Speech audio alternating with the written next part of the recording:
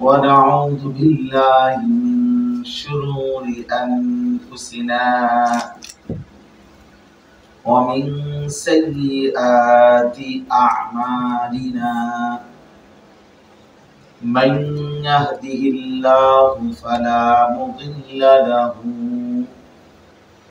ومن يضلله فلا هادي له ونشهد أن لا إله إلا الله وحده لا شريك له ونشهد أن سيدنا وحبيبنا ومولانا محمدا عبده ورسوله أما بعد فأعوذ بالله من الشيطان الرجيم بسم الله الرحمن الرحيم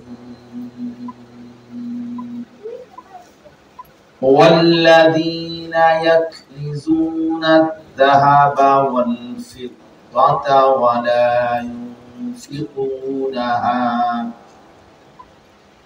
ولا ينفقونها في سبيل الله فبشرهم بعذاب أليم يوم يحمى عليها في نار جهنم فتكوى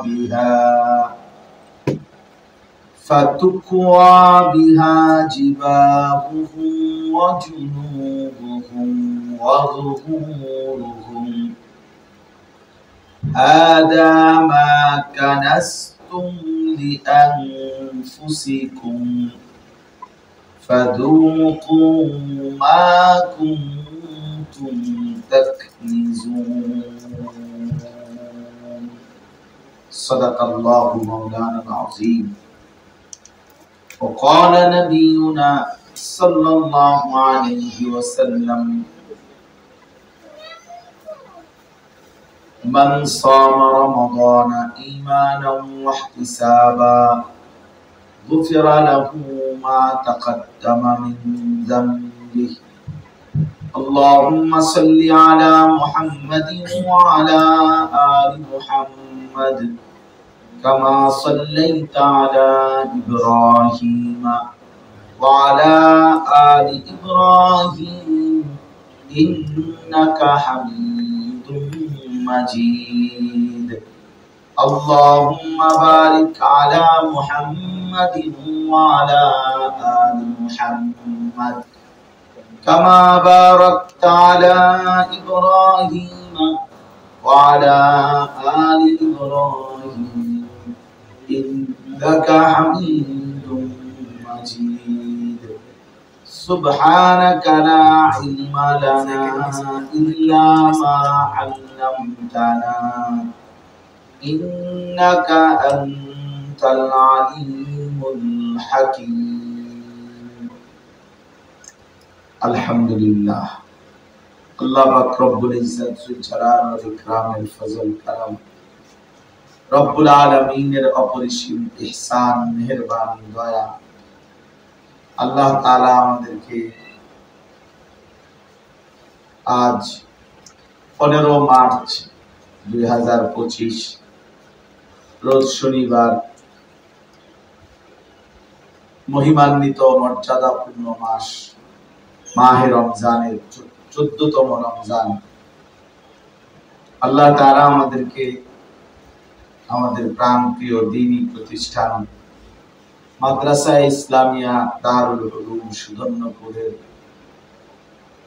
উদ্যোগে প্রতি মাসের ন্যায় আয়োজিত আজকের এই মাসিক ইসলামী মজলিসে আল্লাহ তাআলাই আমাদেরকে আসবার বসবার আল্লাহর জন্যই জমা হওয়ার তৌফিক দান করেছেন। এজন্য আমরা সকলেই বলি আলহামদুলিল্লাহ। পবিত্র কোরআনুল কারীমের 10 নম্বর পারা, কোরআনুল কারীমের 9 নম্বর সূরা। সূরাটির নাম হলো সূরা তাওবা। এই সূরার 35 নম্বর, 34 35 এই দুইটি আয়াত আমি আপনাদের সামনে তেলাওয়াত করেছি। ইনশাআল্লাহ এই দুইটা আয়াতের তরজমা আপনাদের কাছে শোনাইতেছি। আল্লাহ তাআলা আমাদেরকে তৌফিক দান করেন। আল্লাহ তাআলা এই আয়াতের মধ্যে বলেন, ওয়াল্লাযীনা ইয়াকনিজুনা আয-যাহাবা ওয়াল ফিদ্দা, যারা জমা করে স্বর্ণ এবং রৌপ্য, যারা স্বর্ণ এবং রৌপ্য জমা করে, ওয়ালা ইউনফিকুনাহা ফি সাবিলিল্লাহ, এবং তা আল্লাহর রাস্তায় খরচ করে না, অর্থাৎ স্বর্ণ রৌপ্যের যাকাত দেয় না, সাদাকা করে না, ফাবাশশিরহুম বিআযাবিন আলীম, আপনি মানে নবী সাল্লাল্লাহু আলাইহি ওয়াসাল্লামকে আল্লাহ তাআলা লক্ষ্য করে বলছেন, হে নবী আপনি ওই মানুষগুলোকে অত্যন্ত ভয়ানক মর্মান্তিক আযাবের সুসংবাদ দান করেন, তাদেরকে আযাবের সংবাদ দেন, তাদের জন্য ভীষণ কঠিন পীড়াদায়ক আযাব অপেক্ষা করছে। তো আযাবটা কেমন হবে, শাস্তিটা কেমন হবে, আল্লাহ তাআলা নিজেই এটার বিস্তারিত বর্ণনা দিচ্ছে। ইয়াউমা ইউহমা আলাইহা ফি নারি জাহান্নাম, প্রথমত কিয়ামতের দিন তার সেই সম্পত্তিগুলো যেগুলো যাকাত দেয় নাই, আল্লাহর রাস্তায় খরচ করে নাই, জমা করে রেখেছে, সেগুলোকে জাহান্নামের আগুনের মধ্যে জ্বালানো হবে। জ্বালিয়ে এগুলোকে কুণ্ডুলি গোলাকার কয়লার টুকরার মতো যখন পরিণত হবে, জ্বলে পুড়ে ছাই হয়ে, ফাতুকুয়া বিহা জিবাহুম ওয়া জুনুবুহুম ওয়া যুহুরুহুম, অতঃপর তাদের 3 জায়গায় ওই নাফরমান যারা নিজেদের স্বর্ণ রৌপ্য অর্থ সম্পদ জমা করে রেখেছে কিন্তু যাকাত দেয় নাই, আল্লাহর রাস্তায় খরচ করে নাই, এই তাদের জমানোর টাকা দিয়ে সম্পদগুলো স্বর্ণ রৌপ্যগুলো পুড়িয়ে জাহান্নামের আগুনে কয়লা বানিয়ে সেই কয়লাগুলো দিয়ে তাদের কপাল, কোমর এবং পিঠে দাগ লাগানো হয়। হাদা মা কানাসতুম লিআনফুসিকুম, আর ফেরেশতারা তাদেরকে ডেকে ডেকে বলবে, এগুলো হচ্ছে তোমাদের জীবনের জমানো সম্পদ, যা তোমরা নিজের জন্য জমিয়েছিলে। ফাযুকু মা কুনতুম তাকনিজুন, অতএব তোমাদের সেই জমানো সম্পদের কারণে আজকে জাহান্নামের এই আযাব, আগুনের এই শাস্তি তোমরা ভোগ করো। নাউযুবিল্লাহ।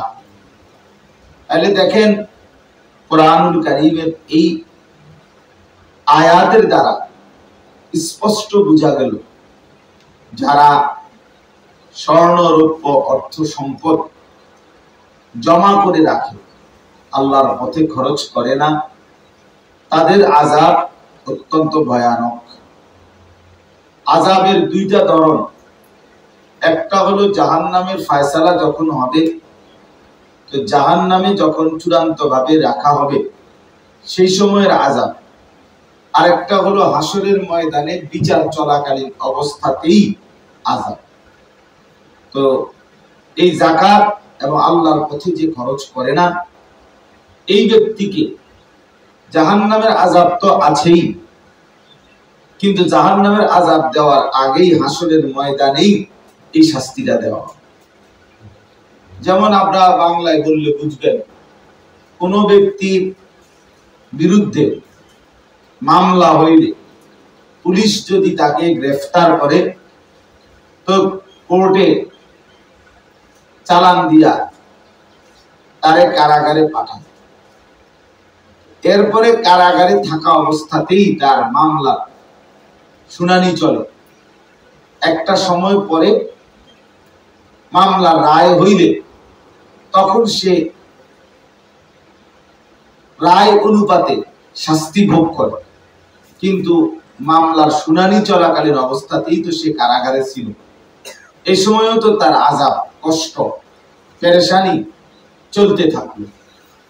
এই জন্য এটারে আমাদের দুনিয়ার ভাষায়, দেশীয় ভাষায় বলে যে রায় হবার আগে বলে হাজতি।